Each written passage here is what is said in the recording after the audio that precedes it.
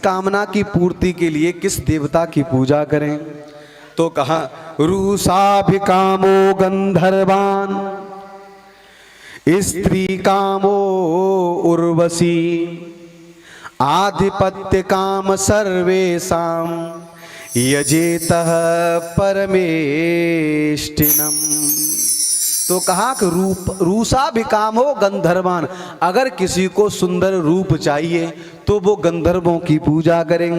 स्त्री कामो उर्वशी, अगर किसी को सुंदर पत्नी की आवश्यकता है तो वो उर्वशी की पूजा करें। आधिपत्य काम सर्वेशाम यजेतम परमेष्टिनाम यज्ञम यजेत इसस काम कोश कामम प्रचेतसम विद्या कामस्तु गिरिसम दाम्पत्यम उमा सतीम।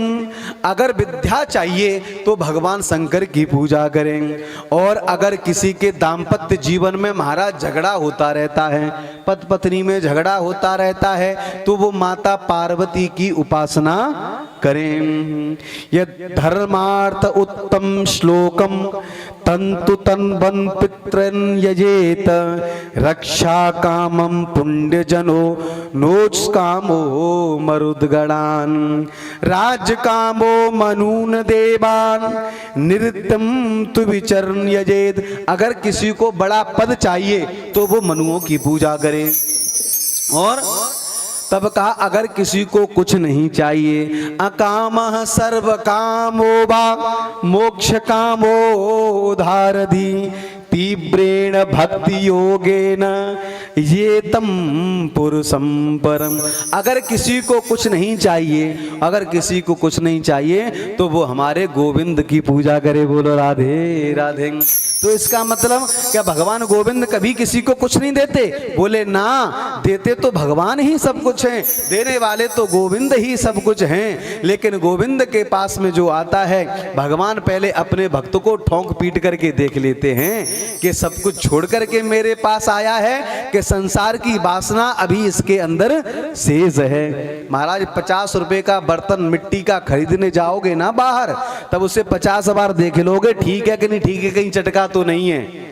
50 रुपए के बर्तन को, और भगवान के पास जब तुम आओगे तो क्या भगवान नहीं आपको ठोंक पीट करके देखेंगे? यही तो रास पंचाध्यायी में हुआ। भगवान ने गोपियों को मुरली बजा करके महाराज बुला लिया, और जो ही गोपियां आई तो भगवान ने कहा स्वागतम वो महाभाग, आ जाइए, आपका स्वागत है। लेकिन तुरंत ही अगले क्षण प्रश्न कर दिया, महाराज किम करवाणी वा, आप आई हो लेकिन आई क्यों हो, चली जाइए क्यों?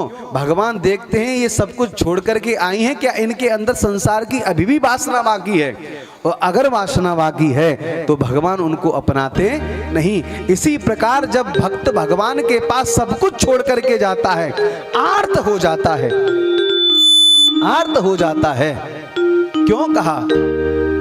द्रौपदी को जब तक विश्वास रहा कि मेरे पितामह मेरे पति मेरी रक्षा करेंगे, तब तक द्रौपदी ने भगवान को पुकारा नहीं। जब द्रौपदी समझ गई कि न मेरी पितामह रक्षा करेंगे और न अब मेरे पति मेरी रक्षा करेंगे, तो अंत में रक्षा करने के लिए भगवान को उसने याद किया, गोविंद को ही याद किया। तब उसने प्रार्थना की